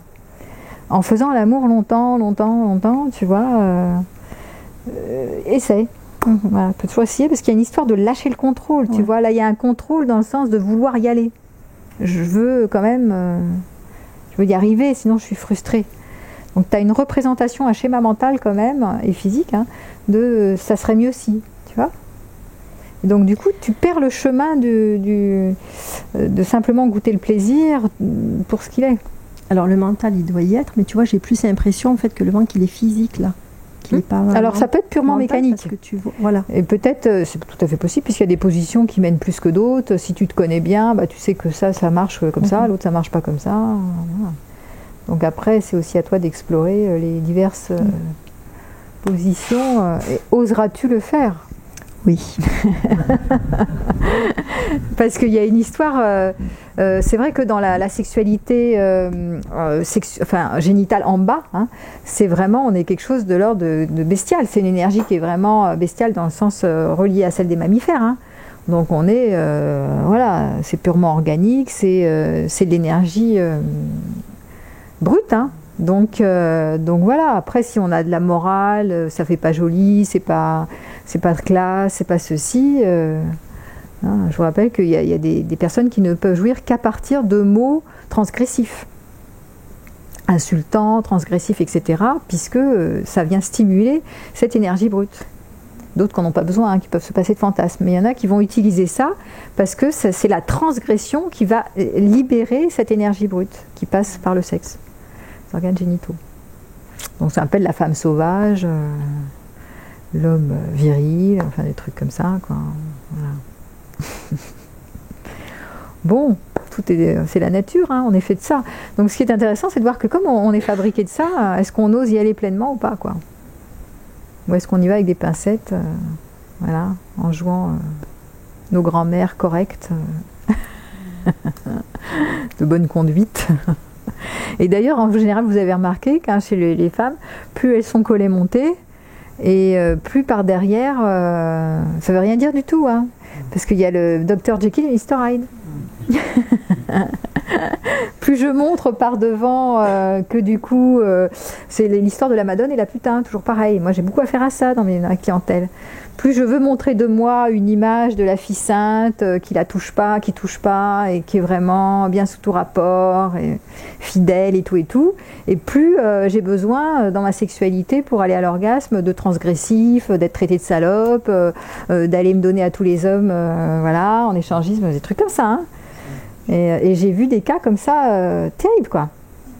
Terribles, parce que justement, il n'y avait pas accès, à cause de cette représentation de la Madone, à une sexualité beaucoup plus libre, comme ça, avec un partenaire.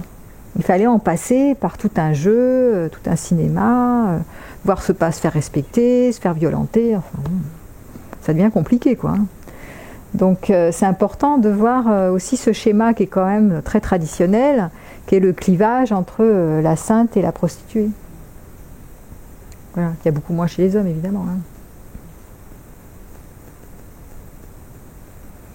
Voilà, vous pourrez regarder où vous en êtes par rapport à ça. Hein.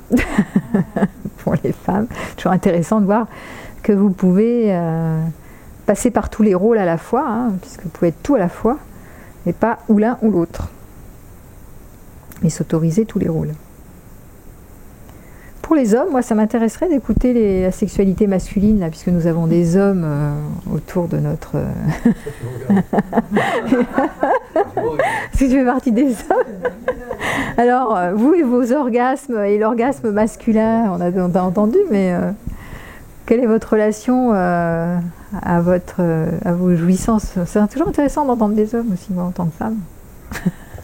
Je vous donne la parole. Vous êtes cordialement invité à témoigner. Je réponds à cette invitation. Écoutez, ça se passe bien. Hein. Ah, tant mieux. C'est toujours plaisir. Je crois que dans quelque relation que ce soit, qu'elle soit aussi éphémère d'un soir ou dans une relation suivie, dans la mesure où on est dedans, dans une relation et dans un désir de partager commun, peu importe la suite qu'il peut y avoir le lendemain, parce qu'en fait, même dans une relation civile, le lendemain, il peut ne pas exister aussi. Ouais. Et c'est vrai que la dimension d'abandon, autant chez l'homme est facile, chez la femme elle est assez difficile. Et c'est quelquefois le bas qui blesse dans la relation. La capacité de s'abandonner chez la femme, vous trouvez plus facile et plus difficile que chez l'homme? Absolument. Là, ça dépend. Hein. Il y a des hommes qui ont aussi du mal avec ça. Jusqu'à présent. Ouais. Je ne jette pas la pierre aux femmes particulièrement, loin de là. Mais c'est vrai que s'il n'y a pas ce désir d'aller, de s'accompagner, d'attention, de bienveillance, c'est vrai que bon, on fait quelque chose de génital et puis c'est de la gymnastique, comme tu disais très bien. Oui. Sinon, oui, c'est un peu au bout d'un moment, bon, et après quoi. C'est pas mal, hein, ça a un petit coup d'énergie, et hop, ça repart dans le moteur, mais pas plus quoi, ça va pas plus loin. Oui. Alors oui, je suis d'accord que c'est sûr que quand il y a de l'attention, de la bienveillance, un partage du cœur et que ça monte plus haut, bon, bah, déjà c'est plus riche. Après, il y a ce que je vois surtout arriver dans les problématiques en sexologie, c'est je suis responsable de contenter, je dois la satisfaire, il doit me satisfaire, je suis un bon amant, je ne suis pas une bonne amante, enfin ce truc-là qui bricole l'histoire et qui use beaucoup et qui peuvent nuire à la relation par contre. Si on enlève ça, ça va. Là, ça enlève les enjeux performance, je suis à la hauteur, pas à la hauteur, donc il y a des fois des problèmes d'impuissance aussi, hein. Liés à je suis pas à la hauteur ou d'éjaculation précoce aussi qui sont liés à je fais pas assez bien, je suis pas correct, la pression de résultat, hein. C'est pour ça que l'orgasme ça a beaucoup à voir avec cet enjeu de pression et il y en a qui vont vraiment se décanter des troubles des troubles érectiles liés à ça quoi. Donc c'est quand même dommage de pas s'intéresser à cette histoire de pression, comment je me mets la pression. Et comment je crois que je dois bander, je dois satisfaire ma partenaire, je dois avoir un orgasme, je dois plein de choses. C'est vrai que quand la relation est chouette, ça peut venir. Quoi. Oui, mais c'est légitime que quand c'est ouvert. Quand la relation est chouette. C'est ce qui me venait, je veux dire, quand on est avec quelqu'un qui est chouette, qu'il y a quelque chose de beau qui se met en place, et qu'il y a plein de facteurs qui sont réunis, ce qui n'est pas facile du tout. Ben oui, ça met une forme de pression parce qu'on se dit waouh, j'ai envie que ça se passe bien. Puisque tout se passe bien, puisque tout se présente bien, qu'il y a toutes les données, c'est les enjeux. Waouh, l'orgasme il va être encore plus grand, encore plus fort, et puis ben, c'est là que justement, c'est là que comme il y a trop de pression, comme il y a trop d'enjeux et trop d'envie et trop de vouloir, ben ça c'est tendu. Et surtout chez l'homme, parce que l'homme, on croit toujours que que lui, il a une forme de puissance grâce à la tension, mais en fait, c'est aussi quand il est détendu, c'est le jeu entre la tension et la détente qui l'amène à trouver l'érection, et pas l'inverse, pas parce qu'il est archi tendu. Quand il y a trop de tension, poum, ça se rétracte. Donc c'est pas vrai. Et donc souvent les femmes, elles se disent « Oh là, mais s'il bande pas, il ne désire pas ». Ça n'a rien à voir. Ça a à voir des fois avec la pression qu'il se met et la surpression parce qu'il veut que ça se passe bien, il veut faire de son mieux. Et pareil avec l'éjaculation, par rapport à l'éjaculation. C'est pas l'éjaculation qui donne du plaisir. Voilà, oui. Et très souvent, il y a la confusion, l'éjaculation. Si l'homme éjacule, ça veut dire que ça y est, grâce à moi, je l'ai contenté, youpi, et il est heureux. Je l'ai satisfait, mais c'est pas forcément vrai ça. Hein. Il y a une confusion avec ça. Il y a des hommes qui éjaculent et il y a des hommes qui n'ont pas de plaisir dans l'éjaculation, hein. Ou très peu. Hein. Donc ça n'a rien à voir. Ça, c'est des idées fausses. Hein. C'est pas parce que l'homme éjacule que d'un coup il y a du plaisir et il y a de l'orgasme. Parfois oui, parfois non. Parfois il peut y avoir un orgasme sans éjaculation et parfois il peut y avoir de l'éjaculation sans plaisir. Et l'orgasme peut être intérieur aussi. Et l'orgasme peut être intérieur. Donc c'est important de connaître les hommes parce que sinon on peut se raconter n'importe quoi en tant que femme et confondre et aussi se croire une mauvaise amante. Voilà. Et on oublie qu'on s'utilise les uns les autres et qu'on est responsable de son plaisir. Et on se met souvent beaucoup de pression pour satisfaire l'autre. Et pas faire de parce qu'on veut faire plaisir. Pas faire de suppositions, mais communiquer, parce que c'est vrai que des fois, il y a des malentendus qui sont complètement fous, quoi. En plus, plus l'homme vieillit et plus physiquement, il a moins d'érection. Quand il éjacule, ça revient moins vite. Alors ça, je vous donne un tuyau, la spiruline. C'est excellent. La spiruline, c'est un Viagra naturel. C'est bon à prendre. La bonne spiruline, bien efficace. C'est vrai qu'il y a tous ces enjeux. Pour les femmes, c'est la ménopause. Elles se disent, tiens, j'en avais pas plus tard une ce matin qui me disait, mais comment je vais faire à la ménopause, puisque je vais plus être assez plaisante, donc je vais plus en trouver. Il y a pénurie, on sait qu'il y a pénurie sur le marché déjà. Et puis petit 2, j'aurai moins envie, j'aurai moins de désir, j'aurai de la sécheresse, etc. Alors, c'est vrai, c'est tout vrai et tout faux. Hein. Parce qu'à la fois, quelqu'un qui a pris l'habitude d'entretenir sa sexualité, de l'alimenter, d'avoir du plaisir et des orgasmes, ça s'auto-alimente sans arrêt. Plus on fait l'amour et plus on a envie, plus on a envie, plus on fait l'amour. Enfin, c'est le truc qui se mord la queue. Moins on fait et plus ça se... Voilà. Si, c'est connu, hein. Moins, plus... Mais non, mais si, je te jure que c'est vrai. Ah non, mais c'est sérieux. Mais à un moment donné, ça s'éteint. La libido, elle s'éteint d'elle-même. T'as moins de désir à un moment donné. T'es moins branché sur la sexualité parce que ça s'éteint. À un moment donné, ça finit par s'éteindre. Donc, c'est pas gênant en soi. Tu peux trouver d'autres pistes, d'autres biais pour aller vers l'orgasme. Il n'y a pas de problème. Hein. Il n'y a pas que l'orgasme sur Terre. Hein. Mais c'est vrai que ça s'auto-alimente, ça s'auto-entretient sans arrêt, cette histoire-là. Donc, voilà. C'est important de voir où vous en êtes, qu'est-ce que vous voulez vivre. Et puis, tu vois, c'est pour ça que j'en parle. Donc non, c'est des idées fausses. C'est au contraire, hein, plus tu as l'habitude de faire l'amour et plus le désir s'auto-entretient, et plus c'est facile, et plus les hormones sont sécrétées, et moins tu as de sécheresse vaginale, et voilà. Ah oui, ça n'a rien à voir. Ah ouais. Et oui, ça s'auto-alimente, ça s'auto-entretient, tout seul. C'est connu, hein, même les gynécologues te le diront, hein, ça, j'invente pas. Hein. Après, voilà, si tu te dis que tu as la pénurie, que de toute façon tu peux plus plaire, que de toute façon c'est raté pour toi, c'est fini, là, t'as passé l'âge, terminé, t'es une grand-mère, il va pas se passer grand-chose. Tu vois ? Donc, l'amour, c'est un art, hein. La sexualité, c'est un art. Donc, ça se développe, ça se pratique. Il faut y consacrer du temps, il faut en avoir envie. Voilà. Il y a beaucoup de préconçus, de stéréotypes sur l'orgasme masculin. Les hommes sont très pulsionnels, ils ne contrôlent pas leur sexualité. Il suffit de mettre une jolie femelle, on entend ça, hein, pour qu'ils sautent dessus. Bon, c'est un peu vieux jeu quand même, hein, c'est un peu dépassé. Hein, donc, je vois pas pourquoi les femmes contrôleraient leurs pulsions et pas les hommes, qui ne seraient eux que pulsionnels. Bon. Que quoi ? Tu crois que les femmes n'ont pas de pulsion sexuelle, toi ?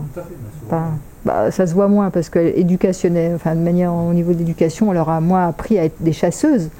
Mais je te signale que ça change, les données changent. Aujourd'hui, tu verrais les jeunes filles, elles n'hésitent pas à aller chasser. Voilà. Oui, parce que les organes sont intériorisés. Mais néanmoins, les comportements changent aujourd'hui, hein, dans les mœurs. La période de la maternité. Alors, tu disais la période de la maternité. On avait été très jeune maman. Ouais, attends, on me compte, hein.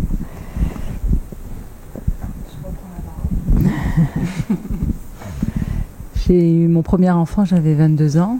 Et j'ai vraiment le souvenir de ne plus avoir du tout de désir et plus envie de faire l'amour pendant au moins un an, quoi. J'étais tellement dans la fusion avec le bébé, ouais. C'était vraiment physique, tu vois, il y avait quelque chose de fort qui se passait avec ce bébé.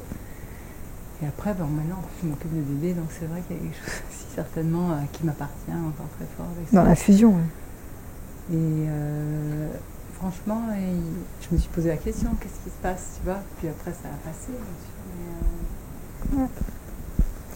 Mais il peut y avoir un surinvestissement parce que c'est vraiment cette fusion, il y a toute l'histoire de l'ocytocine avec...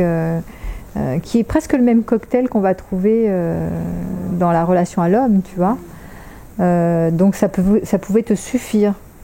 Et peut-être que ton expérience à l'orgasme masculin, enfin le rapport sexuel masculin, était peut-être presque moins que là. Tu vois ? Donc tu trouvais peut-être plus une complétude à cet endroit-là que dans la sphère à l'homme. À cette période en tout cas. C'est possible. Hein ? Oui, ça dépend des femmes. Hein. Il y a des femmes qui vont privilégier la relation à l'homme, d'autres pas.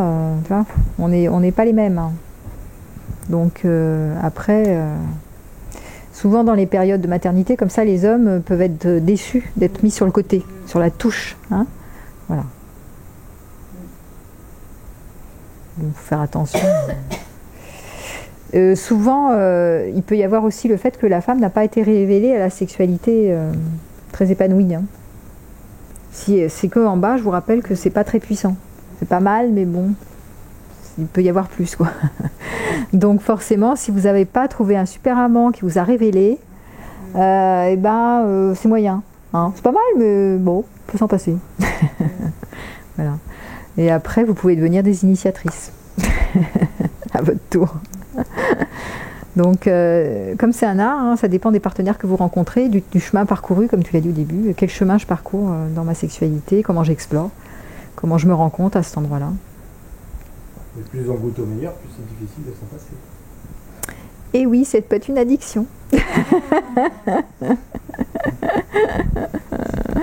Donc après, il faut trouver des pistes pour arrêter d'être addict. Et c'est une autre problématique. Et oui, parce que là, il y a beaucoup, parce qu'on travaille sur l'énergie. L'énergie, c'est pas rien, c'est l'énergie de vie. Donc, c'est trouver d'autres manières de sentir l'énergie de vie sans passer par la relation. Ça se cherche aussi, ça, à trouver. Voilà. Je ne sais pas quelle heure il est, mais si vous n'avez pas plus de questions que ça, eh bien, nous allons fermer la boutique. Il est 10h, c'est l'heure, je fais 20h, 22h, moi tu me rends le micro. Donc merci à vous.